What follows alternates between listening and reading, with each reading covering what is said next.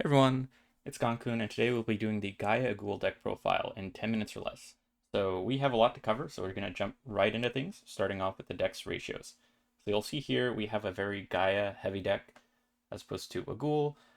You definitely want to be building towards some sort of triple. It's required and helpful for a lot of the key cards like Gaia Agul Blade, some of the new Agul power-ups.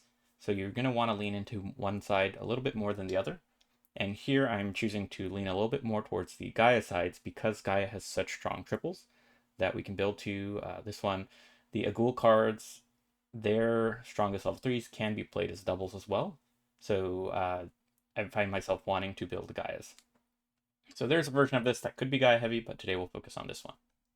So talking about the deck ratios real quick, we have 10 level 1s, nothing too fancy, but we do have more level 1s here than some other decks just to make sure we're able to get to that Gaia triple. Then our level 2s, here we have 13 level 2s, mainly just to make sure that we have enough cards to build a 1-2-3 Gaia triple, or later in the game some 2-3 Gaia doubles. There is a 13th level 2 here. This one could easily be traded for like another scene or something else, just trying to figure out a good feel for your own deck. Now for the triples, these are definitely what the deck's built around. So pretty much the Gaia Supreme version, that is a triple you'll want to be building towards and starting the chain of combos, which we'll talk a little bit more about later. Now we have the Gaia Agul Blade. Love running these guys. These guys will help you get more bounces off, which will trigger a lot of other things like your scenes or Agul effects, and can bump itself up to 17k. This makes it really useful for becoming a 17k turn 3 to take lead and get you your scenes out, and a key piece in some of the combos we'll talk about in a bit. Lastly, we have this level 3 Gaia. Not my favorite one to use just because it does get you a card back, but if I actually think about the deck, there's only two real sources of discards. We have the 3 cards from the level 1 and a scene search here. Besides that, you don't really have a lot of discarding, so you're not going to have a lot things to really pick from, and it's going to be stuck at 12k afterwards. So a few of these, mainly just to provide a bounce, but not really relying on the draw too much if possible. Then on the Ghoul side, a lot lighter with 4-4-4, mainly to provide extra bounces with the level 2 Agul and some extra draw, as well as level 1s to power it. Anything beyond that might take away cards from our Gaia triples, so we try to keep these small and simple. I am running 2 copies of both of these just because the new Agul and the old Agul both provide a lot of power in different ways.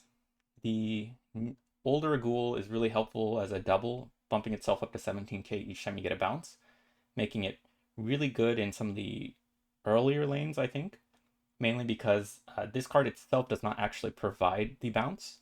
So it's a little tricky to play in the later lanes. This needs a bit of setup to be played, but it could be thought of as a long-term investment if you actually played in turn 2 and then start doing the bounces in turn 4.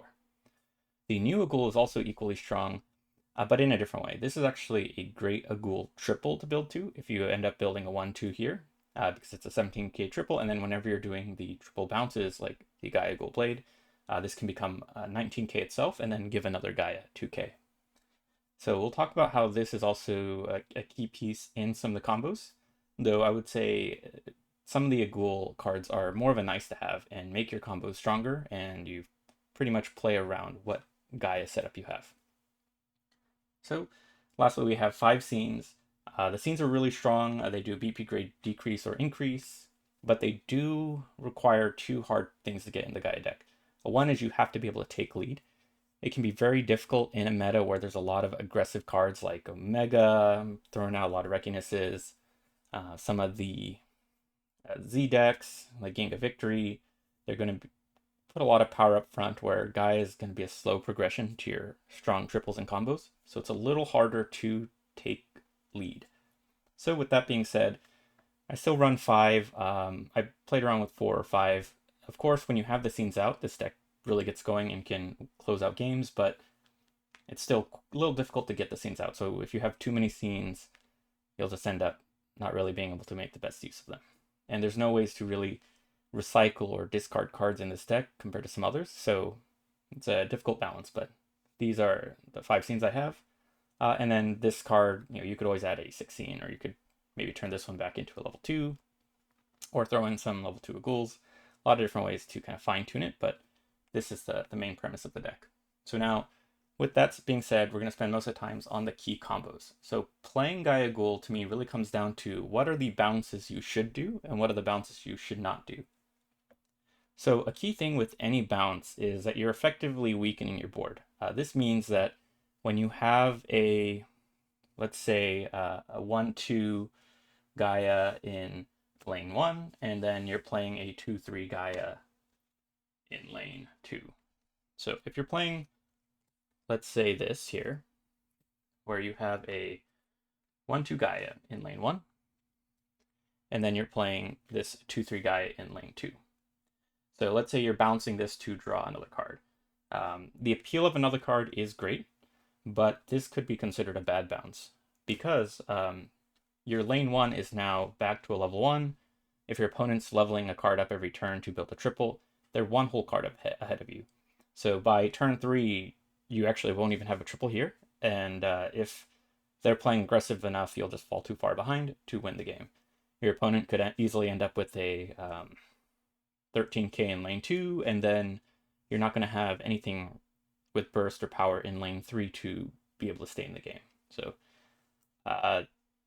this would be setting yourself up for your opponent to take advantage of. Now, if you're able to do some risk assessment and your opponent doesn't seem like they're leveling up to level 1 and you're able to squeeze by, then this could be a really helpful way to get the card you need.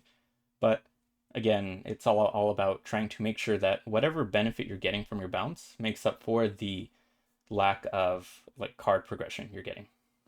So this would be a riskier bounce, but if this, let's say this is turn 3, now we'll talk about what is the key bounce you want to be playing into and how you want to think about the game.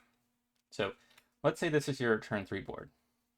So turn 3, you play this card, and then you play Gaia Supreme, and then you play the Gaia other Supreme version, but the one that bounces back.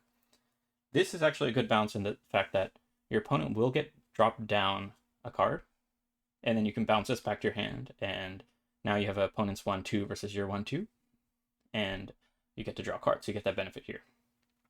But even this is actually, I would say, a risky bounce. If your opponent has a, let's say, a 10k double, you could still lose just like this. So this might be a case where you really want to lean into the vanilla level 2s if possible. Now, if you're playing this same combo and you bounce this back to your hand, it's a lot stronger, even though you might have played the same cards turn 3. Your lane 2 choice, or your level 2 choice is very important for this type of combo.